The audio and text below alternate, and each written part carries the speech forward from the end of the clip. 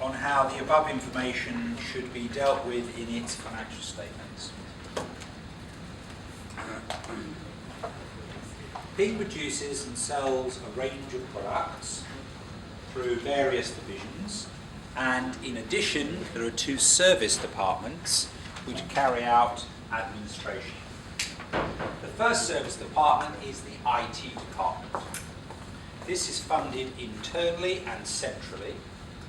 It does not do anything outside the organisation. Each of the 3 divisions is given a budget, and they then internally pay for the IT services. The information technology is accountable to each division head. So you've got 3 separate divisions. You've got an IT department, and the IT department sells its services internally. So the IT department has a budget, has some revenue. The second service department is the HR, and this earns 80% of its revenues from external customers. And the external revenues, ka-ching, are more than 15% of the organisational's total revenues. So that is clearly an economic activity. That is clearly more than 10%. So clearly that is something which attracts my attention as a business activity that is material. The performance of the HR department and the 3 separate divisions is regularly reviewed by the boss. So the boss comes down, looks at the figures, and then makes decisions.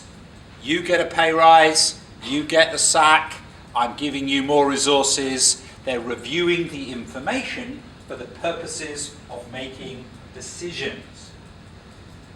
The head of HR directly accountable to the decision maker, and they discuss how to allocate resources based on the management accounts. Ping is uncertain what to do. Ping doesn't know how the standard works. Ping would like advice on this issue.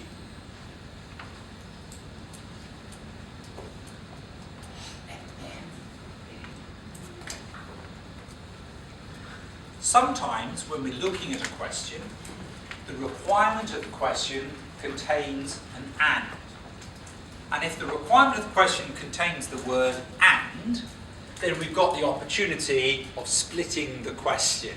Yeah? So if it's about explain and show the numbers, then we know we've got words, and then we know we've got some numbers. If the question is about discuss and then talk about the ethical issues, and is there an ethical dimension, we know we've got the accounting and we know we've got the ethics. There isn't the word and in the requirement. How many parts to the answer are there? If you're thinking marks, if you're thinking planning, if you're thinking about how do we structure the answer, how many parts to the answer will there be? 8. There's 8 marks available, but in structuring our answer, in thinking about how we plan our answer, 4. I'm hearing 3, I'm hearing 4. Do I hear 5? 6? 7? 2. Where did we get 2 from? The introduction and the application. Okay, so you're talking there about the theory and the application. I like the idea of there being 2. The first part being the theory. So there will be 1 mark, maybe 2 marks for a definition. Now when it comes to the application, how many times are we applying it? How many decisions do we have to make? 2 decisions. 2 decisions. So I'm thinking in my mind that there are 3 parts to this answer. There's the yeah? There's the do you know the definition? Do you know what a segment is? Can you write something that you have learnt about segmental reporting in an abstract theoretical way? 2 marks, something like that. And then can you make 2 decisions? and justify those decisions in an application.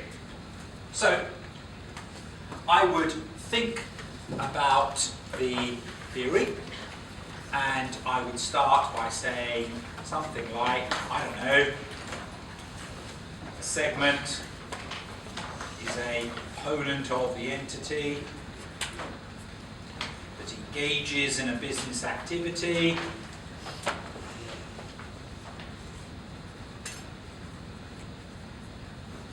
whose results are regularly reviewed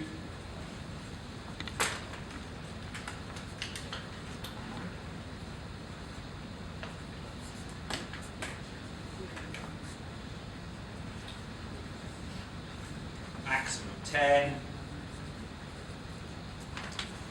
materiality in excess of 10%. So I would write something, and in a strange way, it doesn't matter what you write. You could write, segmental reporting is beneficial to help the users better understand the disaggregated nature of information. And it doesn't really matter what you write, so long as you write something about segmental reporting. There's a maximum of 10 segments that you can divide into. Yeah? You know, you could say segmental reporting is like seeing the business through the eyes of management. I repeat, I don't really care what you write. Yeah? So long as you write something about segmental reporting. And the obvious thing to write is what a segment is. A segment is a component of the business that engages in business activities whose results are regularly reviewed by the chief operating decision maker. It is management accounts. It is subjective. There is a maximum of 10 segments that you can report. Yeah? You must report material segments with 10%. But if you write all of that, it's too much. Too much. It's a couple of marks. Yeah? So write something down. Now we need to think about making decisions.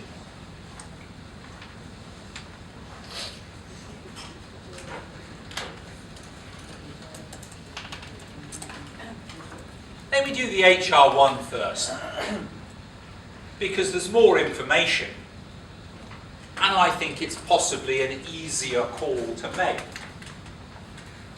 The second service department is the HR. They earn 80% of its revenues from subcontracting out. So there are other companies who need HR services, and the HR department is gaining external revenue from doing so. These external revenues represent 50% of the organisation. The performance is reviewed by the... What's the answer? Yes or no? Is this a segment? Yes or no? Yes. Yes, it is a segment. So our conclusion is, for the HR department, our conclusion is, for the HR department is a segment. Is a segment. It has business activities in that it invoices third parties. It invoices external customers. It invoices external customers. What is more is that it is material in that it is greater than 10%, and the results are reviewed by the chief operating decision maker. The results are reviewed by the boss, by the chief operating decision maker. So this gives us comfort, this gives us certainty that HR is a segment. IT? IT? Yeah, I don't think IT is. It's not. I don't think it is. Yeah. The chief operating decision maker, he doesn't look at the information. They report into the division heads. So it's not set up as a segmental report. So the IT, the IT is not a segment. The IT is not a segment. The IT is not a segment. And it's then just a series of negatives. Its results are not reviewed by the chief operating decision maker. Yeah, it's an internal head office function. Yeah, it's an internal head office function only. It's an internal head office function only.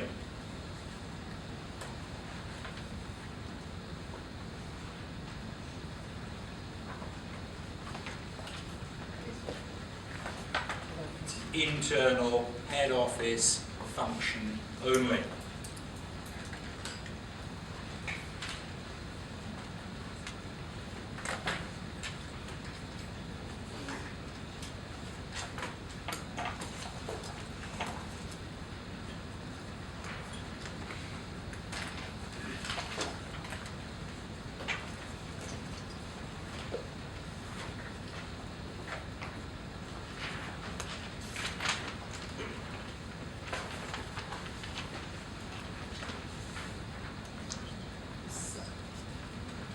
Sir, Please. for the question ping, Question ping. yeah, the answer is just like that, is it? Well, what I'm doing is effectively using a rather aggressive dash answer plan approach. If I was in the exam, I would be writing proper sentences and not using an equal sign. I'm sorry, sir. I rephrased my question. Actually, I asked the wrong thing. That means we are only talking about the definition and application. How about the recognition and measurement? I don't see that they are particularly pertinent. I would imagine 2 marks available for writing what I know in abstract, in theory, about segmental reporting. The definition is the obvious thing to write, but if you wanted to write about anything to do with segmental reporting, then do so. But just be cautious, just always be cautious. When you've learned something and you're keen to express it, write it very, very quickly, neatly, but just think, what are you being asked to do? You're being asked to advise the directors. You're not being asked to Google cut and paste. They can Google cut and paste. You're a professional. So in the exam, it is about applying your judgment to a practical situation. Yes, there are marks for knowing a definition. Yes, there is the first mark for writing theory down.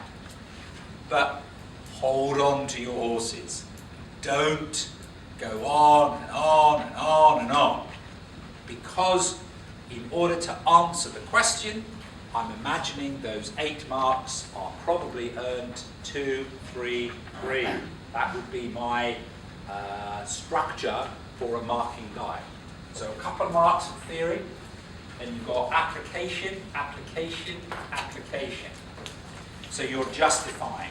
And in an exam situation, these would be nice little sentences, little bullet point, rather than aggressive dashes. Yeah.